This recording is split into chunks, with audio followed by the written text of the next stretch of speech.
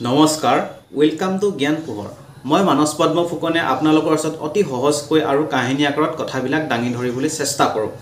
আজি মই পুনৰ এটা নতুন ভিডিঅ লৈ আপোনালোকৰ ওচৰত উপস্থিত হৈছোহি আশা কৰোঁ আপোনালোকে ভিডিঅটোৰ পৰা যথেষ্ট উপকৃত হ'ব আজি মই আলোচনা কৰিবলৈ আহিছোঁ নেশ্যনেল ইমাৰ্জেন্সি অৰ্থাৎ ৰাষ্ট্ৰীয় জৰুৰীকালীন অৱস্থানো কি হয় ভাৰতবৰ্ষত এই ৰাষ্ট্ৰীয় জৰুৰীকালীন অৱস্থাৰ কেইবাৰনো ঘোষণা কৰা হৈছিল আৰু 1975 যি নেশ্যনেল ইমাৰ্জেন্সি ঘোষণা কৰা হৈছিল এই ইমাৰ্জেন্সিটো কিয়নো মানুহে সমালোচনা কৰে আমি গোটেইখিনি কথা আলোচনা কৰিম প্ৰথমে আমি জানিব লাগিব যে নেশ্যনেল ইমাৰ্জেন্সিনো কি হয় আমাৰ সংবিধানৰ যি আৰ্টিকল 352 এই 352 কয় যে দেশত যদি মানে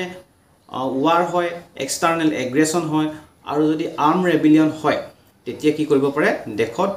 ৰাষ্ট্ৰীয় জৰুৰীকালীন অৱস্থাৰ ঘোষণা কৰিব পাৰে আৰু এই যি ৰাষ্ট্ৰীয় জৰুৰীকালীন অৱস্থা ঘোষণা কৰিবলৈ হলে প্ৰথমে আমাৰ যি দুইটা হাউস আপাৰ হাউস আৰু লোৱাৰ হাউস অৰ্থাৎ আমাৰ যি লোকসভা আৰু ৰাজ্যসভা এই দুইটা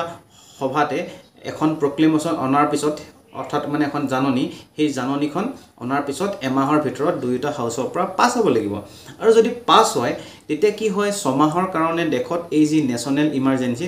ইমাৰ্জেন্সি প্ৰৱৰ্তন কৰা হয় কিন্তু পৰৱৰ্তী সময়তো যদি দেখত যদি অৱস্থা ঠিকই নাথাকে কি হয় পুনৰ 6 বছৰৰ কাৰণে সেই নেশ্যনেল ইমাৰ্জেন্সি দেখত প্ৰৱৰ্তন কৰিব পাৰে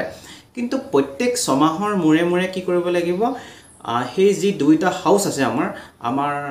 লোকসভা আৰু ৰাজ্যসভা এই দুইখন সভাৰ পৰা কি কৰিব লাগিব এপ্ৰুভেল ল'ব লাগিব কিন্তু এই যে নেশ্যনেল ইমাৰ্জেন্সিটো আমাৰ ইনডেফিনিট টাইম অৰ্থাৎ মানে আমি অনিৰ্দিষ্ট সময়লৈকে এই নেশ্যনেল ইমাৰ্জেন্সি প্ৰৱৰ্তন কৰিব পৰা যায় আৰু আমাৰ যি লোকসভা এই লোকসভাৰ কাৰ্যকাল আমি জানো যে 5 বছৰ থাকে কিন্তু আমাৰ যি এই নেশ্যনেল ইমাৰ্জেন্সি লগোৱা সময়ত এই লোকসভাৰ কাৰ্যভাৰ প্ৰায় মানে 5 বছৰ থাকি বেছিলৈ বঢ়াই দিব পাৰে অৰ্থাৎ তেওঁলোকৰ টাৰ্মটো বাঢ়ি যায় আৰু এই যি নেশ্যনেল ইমাৰ্জেন্সি আমাৰ যি প্ৰেসিডেন্টে মানে আমাৰ লোকসভাৰ পৰা কোনো মানে নটিচ নোহোৱাকেও মানে এই নেশ্যনেল ইমাৰ্জেন্সিটো নাইকিয়া কৰি দিব অৰ্থাৎ উঠাই ল'ব পাৰে আৰু যদি লোকসভাই যদি আমাৰ সিম্পল মেজৰিটিত যদি এখন ৰিকমেন্ডেশন যদি পাস কৰি দিয়ে তেতিয়াও কি কৰিব পাৰে এই নেশ্যনেল ইমাৰ্জেন্সিটো গুচাই দিব পাৰে আৰু এতিয়া কথা হল কি আমাৰ যি ভাৰতবৰ্ষতনো কিমানবাৰ এই নেশ্যনেল ইমাৰ্জেন্সি অৰ্থাৎ ৰাষ্ট্ৰীয় জৰুৰীকালীন অৱস্থানো ঘোষণা কৰা হৈছিল আমাৰ ভাৰতবৰ্ষত 3 বাৰকৈ এই ৰাষ্ট্ৰীয় জৰুৰীকালীন অৱস্থা ঘোষণা কৰা হৈছিল 1962 ভাৰতত যেতিয়া চাইনো ইণ্ডিয়া হৈছিল তেতিয়া প্ৰথমবাৰৰ কাৰণে নেশ্যনেল ইমাৰ্জেন্সি লগোৱা হয় তাৰ পিছত 1971ত যেতিয়া ভাৰত আৰু পাকিস্তানৰ মাজত যুদ্ধ হয় তেতিয়া দ্বিতীয়বাৰৰ কাৰণে নেশ্যনেল ইমাৰ্জেন্সি লগোৱা হয় আৰু তৃতীয়বাৰৰ কাৰণে 1975ত নেশ্যনেল ইমাৰ্জেন্সি লগোৱা হয় আৰু এই 1975ত যি নেশ্যনেল ইমাৰ্জেন্সি লগোৱা হৈছিল তাক বহুতে সমালোচনা কৰে এতিয়া কিয়নো সমালোচনা কৰে হেতু আমি জানিব লাগিব এটা কথাটো হল কি যেতিয়া 1971ত ৰায়বৰেলী যিটো কনস্টিটুৱেন্সি আছিলে তাৰ পৰা আমাৰ যি ইন্দিৰা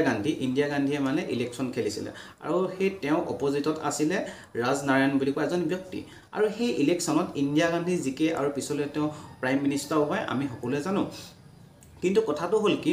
এই যি ৰাজনাৰায়ণ আছিল তেওঁ কি কয় এলাহাবাদ হাইকোৰ্টত এখন পেটিশন দাখিল কৰে আৰু তেওঁ উল্লেখ কৰে যে এই যি ইন্দিৰা গান্ধী যি ইলেকশনত জিকিছিল তেওঁ বোলে ইলেকশনত মাল প্ৰেক্টিস কৰিছিল এটা মাল প্ৰেক্টিস মানেনো কি মাল প্ৰেক্টিস মানে হৈছে মানে ইলেকশনত আমাৰ যিবিলাক নিয়ম বান্ধি দিয়া হয় ইলেকশন কমিছনে আমাক যিবিলাক নিয়ম বান্ধি দিয়ে সেই নিয়মৰ পৰা বাহিৰত গৈ তেওঁ বোলে ইলেকশনত জিকিছিল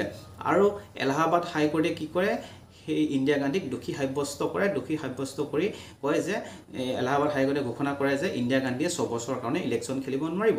তাৰ ফলত কি হয় ইন্দিৰা গান্ধীয়ে 1975ৰ 25 জুনত কি কৰে দেখত ইমাৰ্জেন্সি অৰ্থাৎ ৰাষ্ট্ৰীয় জৰুৰীকালীন অৱস্থা ঘোষণা কৰি দিয়ে আৰু তাৰ ফলস্বৰূপে দেখত বহুতো লোকে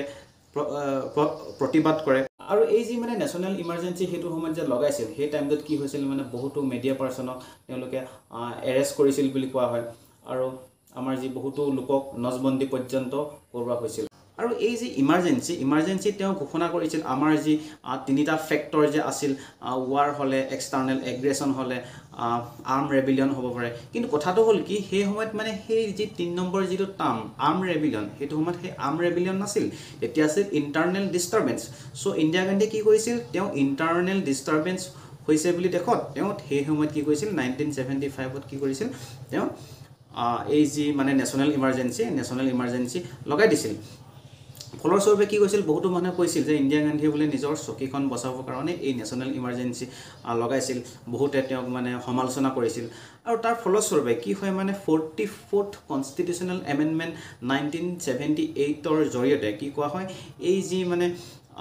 মানে যি এই 3 নম্বৰ টাৰ্মটো আছিলে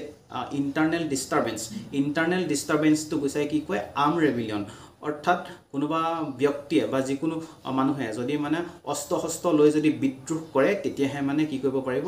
ৰাষ্ট্ৰীয় জৰুৰীকালীন অৱস্থা ঘোষণা কৰিব পাৰিব এনেই মানে দেশত যদি কিবা এটা হয় মানে ইণ্টাৰনেলি মানে ডিষ্টাৰবেন্স হৈ গৈছে ভিতৰত আমাৰ অশান্তি হৈ গৈছে বুলি তেনেকৈ নেশ্যনেল ইমাৰ্জেঞ্চি লগাব নোৱাৰিব ইমানেই আৰু আপোনালোকে ভিডিঅ'টো চাই কেনেকুৱা পালে কমেণ্ট ছেকশ্যনত জনাবলৈ নাপাহৰিব ভিডিঅ'টো ভাল পালে লাইক এটা কৰি দিব আৰু এনেকুৱা ধৰণৰ ইনফৰ্মেটিভ ভিডিঅ' পাই থাকিবৰ কাৰণে আপোনালোকে চেনেলটো ছাবস্ক্ৰাইব কৰি দিব ধন্যবাদ